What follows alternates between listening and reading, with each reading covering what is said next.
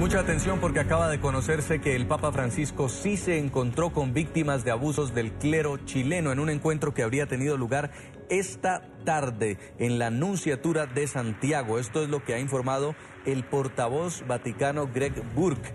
El encuentro fue con un pequeño grupo de víctimas y ha tenido lugar en forma privada. Habría sido después del almuerzo y no había nadie más presente, es lo que ha dicho Burke, el portavoz del Vaticano. Las declaraciones dicen exactamente, solo el Papa y ellos, y de este modo han podido contar sus sufrimientos, les ha escuchado y orado con ellos. Es lo que ha dicho Greg Burke, el portavoz vaticano, hace algunos minutos, en un momento en el que se esperaba que el Papa los recibiera. Finalmente se conoce de este encuentro de forma privada con las víctimas, un grupo pequeño de víctimas de pederastia, una visita que ha estado marcada por esta polémica, luego de que las víctimas le pidieran una reunión y cuestionaran seriamente su pedido de perdón de esta mañana en la misa, cuando un obispo que habría encubierto violaciones a menores estaba presente en la misa campal.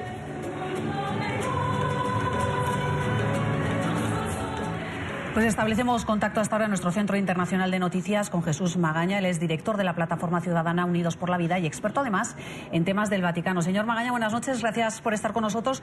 Y comienzo preguntándole sobre su reacción a esta noticia de último minuto que llega, que sí se reunió el Papa finalmente con víctimas de abusos por parte del clero. Y se lo pregunto porque han sido muchas las críticas en Chile porque él pedía ese perdón por parte del clero hacia las víctimas, pero no se sabía si se iba a reunir con ellos o no. ¿Ha sido la presión la que ha hecho que el Papa finalmente tenga esta reunión o eso entraba ya dentro de la agenda que se prepara con mucha antelación, sobre todo teniendo, como le digo, en cuenta esas críticas? Una de ellas, la de la esposa del presidente Frei, que decía que no le creía nada.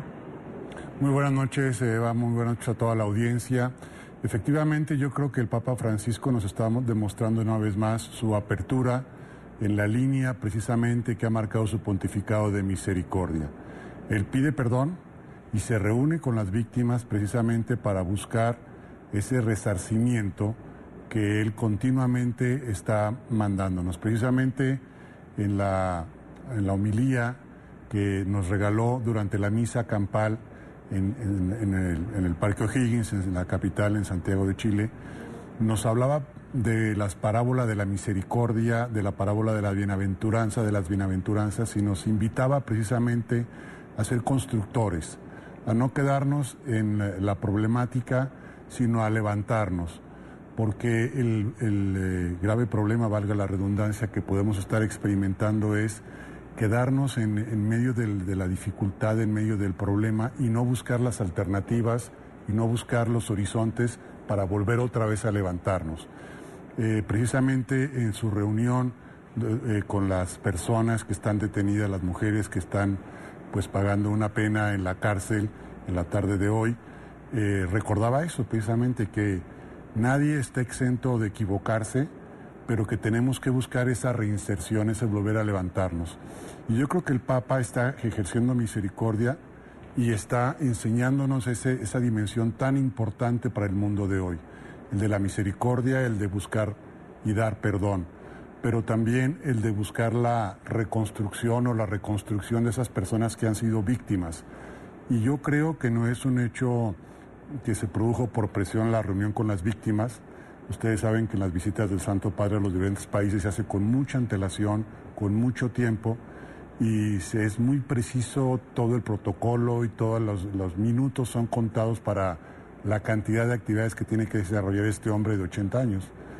Entonces, yo creo con toda seguridad estaba ya programada esta reunión con las víctimas, pero el Papa, dentro de su estilo, no quiso volver eso como una especie de, digamos, de bandera, de decir aquí vengo y arreglo las cosas y me reúno, sino que lo hizo a la manera cristiana, reuniéndose en privado con ellos, en una visión de cara a cara, para juntos buscar levantarse de esa situación difícil que han pasado, y en la medida en la que él puede ayudar a salir de ese problema en el que pues estas personas de la Iglesia han incurrido, ¿no? Él asume también esa responsabilidad como pastor, como el guía de la Iglesia, y pide perdón. Quiero recordar nada más como punto final que él ha sido muy claro en mantener una política de tolerancia cero a todo ese tipo de situaciones de abusos, especialmente de pederastia dentro del clero en la iglesia. Ahora, señor Magaña, no es la primera vez que un papa, por sorpresa, termina reuniéndose con víctimas de abusos por parte de curas pederastas. Ya Benedicto XVI en varias ocasiones y en medio de los escándalos lo había hecho. ¿Qué significa en este momento el encuentro del Papa Francisco con víctimas latinoamericanas de un flagelo que viene afectando a la iglesia ya desde hace varios años? Sí, yo creo que estamos recogiendo errores que se cometieron en un momento dado dentro de la iglesia por una serie quizás de confusiones del sentido auténtico de la vivencia de la espiritualidad cristiana. Son errores que son muy lamentables, que el Papa lo ha dicho con toda claridad, lo deplora, lo condena, ha marcado esta situación de tolerancia cero. Y como usted muy bien menciona, es un problema que viene desde antes, desde el mismo Juan Pablo II había habido ya unas posiciones muy fuertes y el Papa Francisco ha ratificado esas posiciones que vienen con San Juan Pablo II, con el Papa Benedicto XVI y ahora él en su pontificado sigue insistiendo de una manera fuerte, clara, precisa en que esto no es tolerable y en que hay que estar cerca de estas víctimas y hacer todo lo posible para restaurar esa dignidad que ha sido violada por parte de ellos. Hay que recordar que el Papa también en su visita del año pasado a los Estados Unidos estuvo también reunido con víctimas de la pederastia de algunos miembros del clero y aquí nos ha vuelto a dar una muestra de que está cerca de las víctimas, que no es una posición demagógica, no es una posición, digamos, populista, sino que realmente se interesa.